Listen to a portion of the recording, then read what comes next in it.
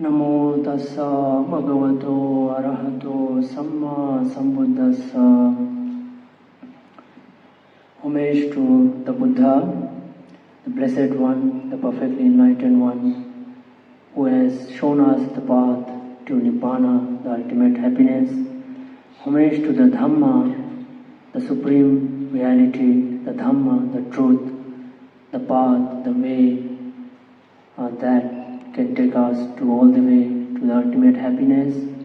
Homage to the Sangha, the holy order of the saint, Sotapanna, Sagadagami, Anagami, Arahant, who guides us, protects us toward our practice, in our practice toward enlightenment. Homage to Most Venerable Anandmitra Bhantiji, the one who has shown the Dhamma to most people here in Hyderabad, and most respected homage to most respected Venerable Acharya Buddhapala Thera, who has founded Mahabodhi and gave us the Dhamma, shown us the path to Dhamma, and most respected Ayupala Bhantiji, who is present here on the other side. He is one of the senior monk and who has been guiding us for such a long time. And most respected Bhikshu Sangh, dear Shramans and Anagarika, and faithful Upasakas and Upasakas, my metta to all of you.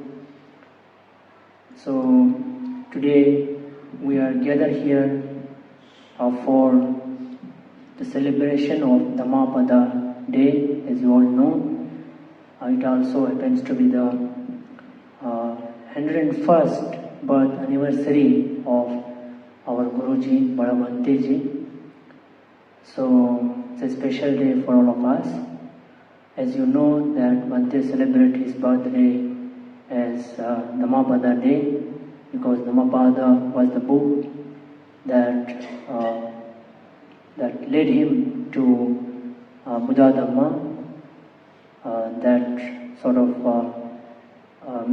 That was the spiritual quest that he was after. That sort of fulfilled his spiritual quest, spiritual search that he was doing for a long time. So first I would like to request Mahapasaka Anjaneyya Reddy Garu to speak a little about Dhammapada, because he has also, in his spiritual path also, Dhammapada has been one of the, in fact the book that similar story like Bhantiji, and also he has also been closely associated with Bhantiji. Also he has built monument here in the name of Bhantiji. Here you see that he has built. So I think it will be good. I request him to speak little about, give his kind of address on the Dhammapada and Bhantiji. Take your time and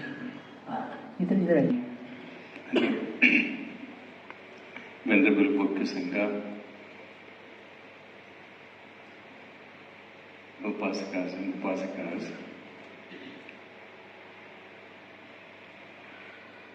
Dhammapada, as you all know, is the very essence of Buddha's teachings. It has 423 gathas in 26 chapters. Every day, if you read one or two gathas, in a whole year we can thoroughly understand the import of this great work.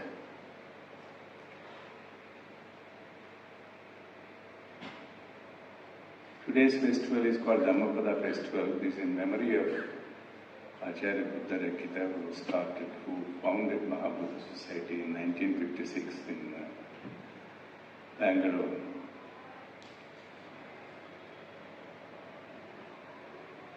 Initially, Adi Acharya was with Ramakrishna Mission for 6 months. He was an engineer in the Second World War.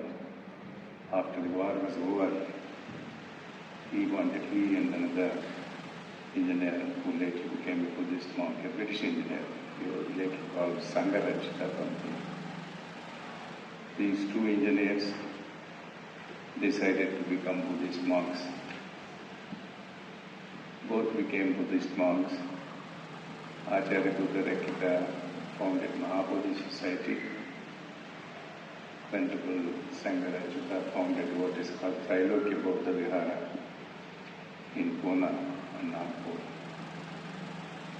It is still functioning. Now there is one of his followers. He is running the Nagaloka Buddha Vihara there in Nagpur.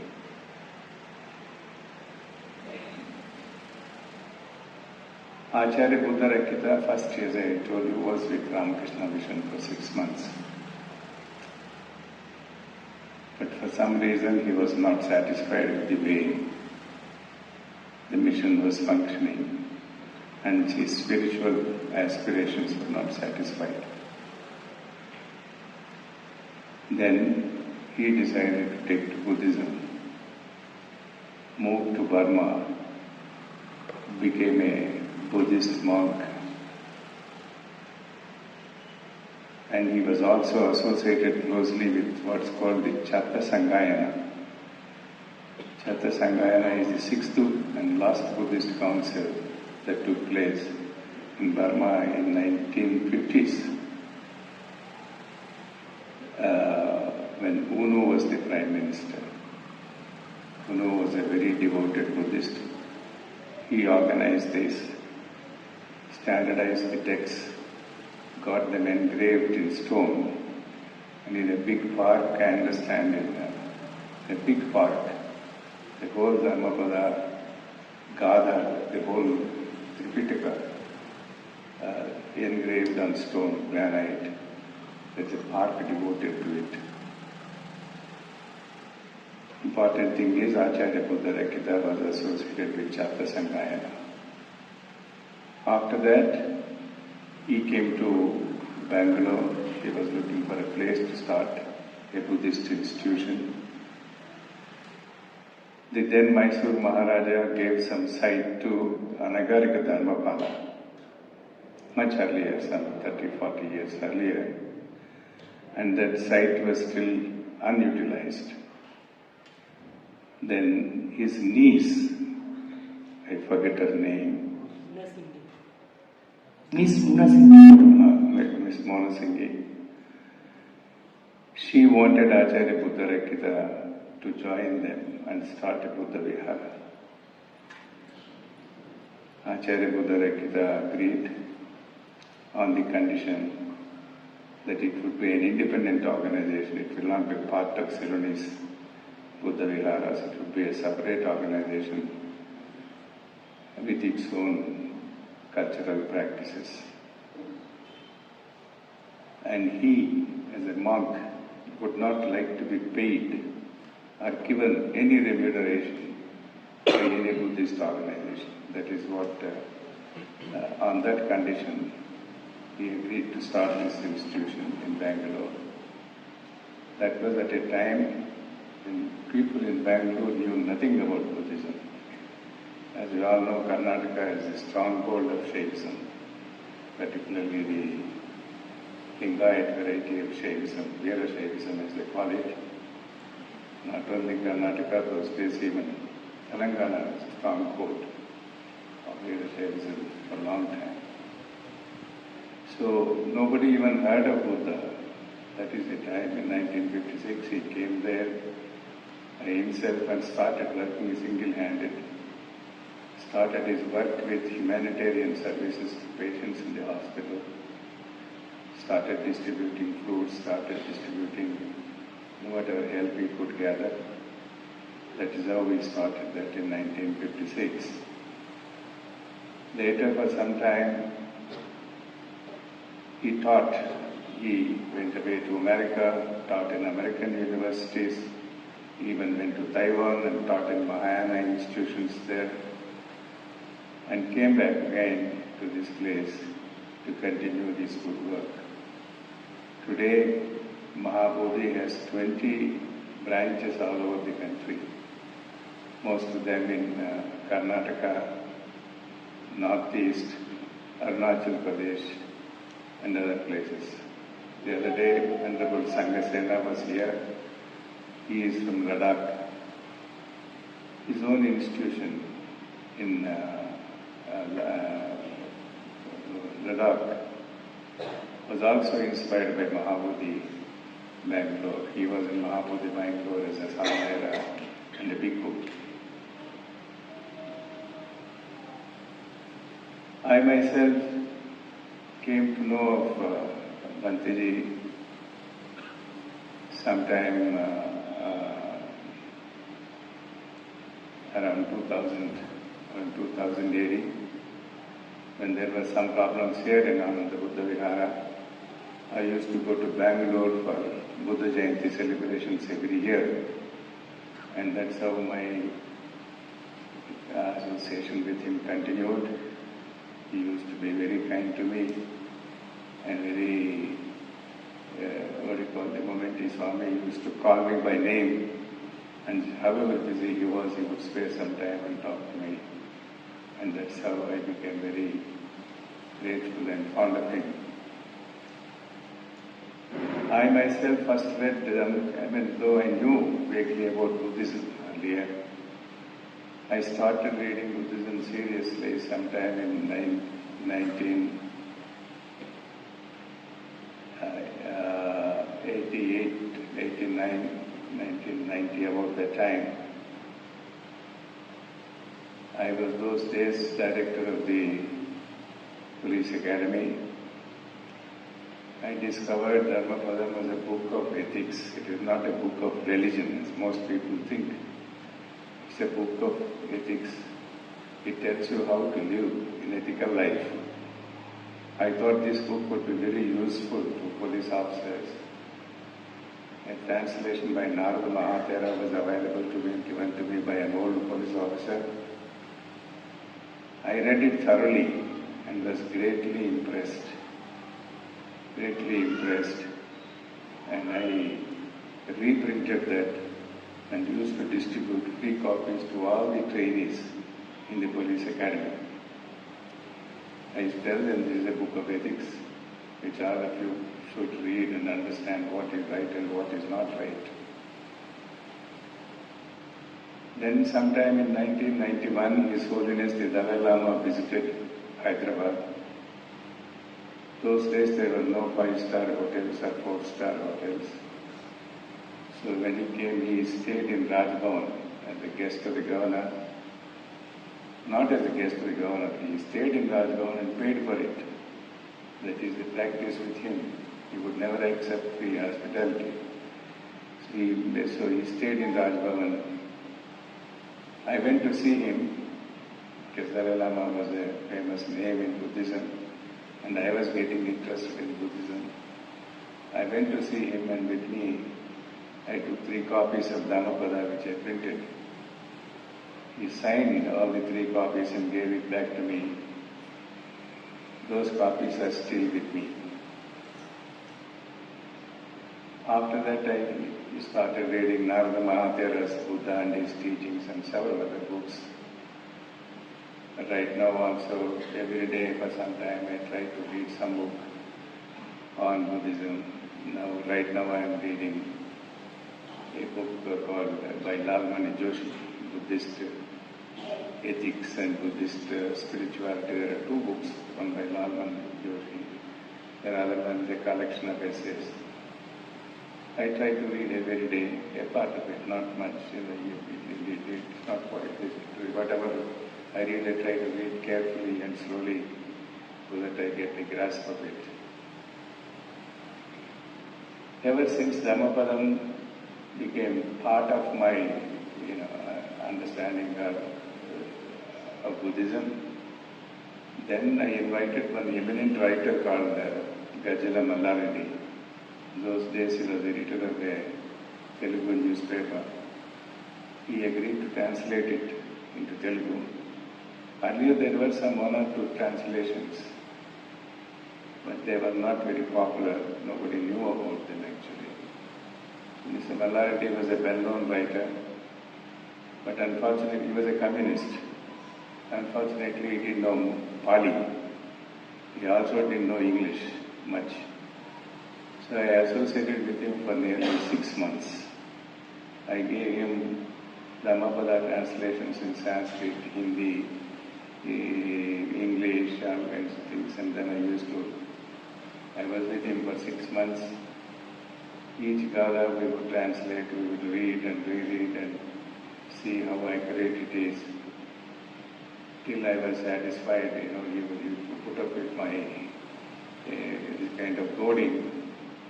But finally the book was completed and was launched at a big meeting in Ravindra Bharati, which year I don't remember. Since then it has been reprinted several times. It was sometime I think 1993 or 94, about that time. And our Buddha Light International people, they printed several thousand copies and gave it to us, and we distributed this book all over those days. Then later we started our own publications division in Ananda Buddha Vihara. This was called Dharmalipi Foundation. And on Ananda Buddha Vihara, we published some books in the name of Ananda Buddha Vihara, some others in the name of Dharmalipi Foundation. And that's how we started Telugu translations of early Buddhism. Then later we approached the government, got some grant, and started what is called the Telugu Tripitika projects. Old Buddhism has 52 volumes. Out of 52 volumes, so far we have translated about 25 or 26 volumes. Still 26 more volumes are there. I don't know whether you can complete it in my lifetime. Even otherwise, the project will go on. Someday all the Pali literature will be available in Telugu, with Pali on one side and Telugu on the other side, so that people will, in the course of time, easily learn Pali. Pali is very close to Telugu. Telugu has a lot of Sanskrit words and a lot of words in Pali are same words are used in Telugu also. That way it is very easy for Telugu people to get to learn Pali. So that project also is going on. And in that, the contribution of Mahabodhi scholars, Buddhist Sangha Mahabodhi monks, particularly our Bhante Dhammarakita, earlier Sasana, then there was Sasana Rakita, then Dharmakirti. All these people worked on translations, and today we have a lot of literature in Telugu. There was a time where not a single book was available in Telugu on Buddhism, except some children's literature, Jataka stories are there. Now Jataka stories also, out of 6 volumes, 4 volumes are printed. 5th one has just been completed. It will be printed maybe by Buddha Jayanti. One more volume is there. All 6 volumes for the first time, original Jataka stories are translated directly from Pali into Telugu, and they are being published by Mahabodhi Society. With these few words, I request all of you, I am sure most of you must have read this Dhammapada Gadas, but even then, every day if you read 2-3 Gadas, in fact some of them I got them recorded in by a well-known singer, Sobha Raju and somebody else. Those records are also available in our bookshop. And Telugu, then there is record with Pali text and Telugu commentary. That's also available. Now we will request you to listen to 2-3 gathas every day, so that in 6 months whole of Dhammapada you can get to know thoroughly. Thank you very much.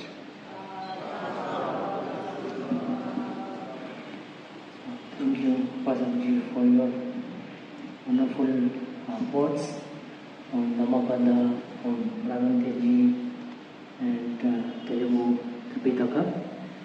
As Buddha said that we should speak in the local language. Sometime one monk came to Buddha and he wanted to translate. He wanted to translate in Chandas. Chandas was a scriptural language at that time, but Buddha straight away rejected and said that Dhamma should be taught in the local language. Dhamma should be taught in the common people language. So today we have so many common language now, Telugu, Hindi, English, 3 languages. So therefore we have many today, some of our Bhante will speak in Hindi, some in Telugu. Because sometime after the program I get complaints saying, oh, nobody spoken Telugu, oh, nobody spoken Hindi, I want to hear in Hindi, somebody say I want to hear in Telugu. So we will have all the language, okay? So don't worry, we'll have all of the language. So the reason I'm saying is that Buddha wanted people to understand Dharma, in their own mother tongue. So that's one of the reasons. And in Bangalore also, Bhagavante long back started Tripitaka translation in Kannada. He himself knew Kannada. He knew more than 13 languages, I think. His mother tongue, Bengali, and Hindi, of course, English, of course. Then when he went to Sri Lanka, he learned Sinhala. Went to Burma, learned Burmese, and Sanskrit he knows, Pali he knows, and then Nepali. It seems while it was growing up, one Nepali, babysitting was a Nepali. So he learned Nepali. So he knows Nepali as well. He knows Tamil as well, because in the beginning, when Mahabodhi he got land from Miss Munasinghe, that land was totally, in a very bad condition. So he gave some Tamilian to sort of do some farming or something in the beginning to make it proper. So he learned Tamil from those people. So like that he knew many languages. So he was always telling our monk to learn Kannada, to learn Telugu, to learn Hindi, English and Pali. So language is something that he was very curious about and something that he always encouraged all of us to learn. So with this now is the time to take Tisharan Panchashila, but before you take Tisharan Panchashila, our Venerable Ayupala Bhanteji, he will administer Tisharan Panchashila, but before that Bhante will speak few words about Tisharan Panchashila.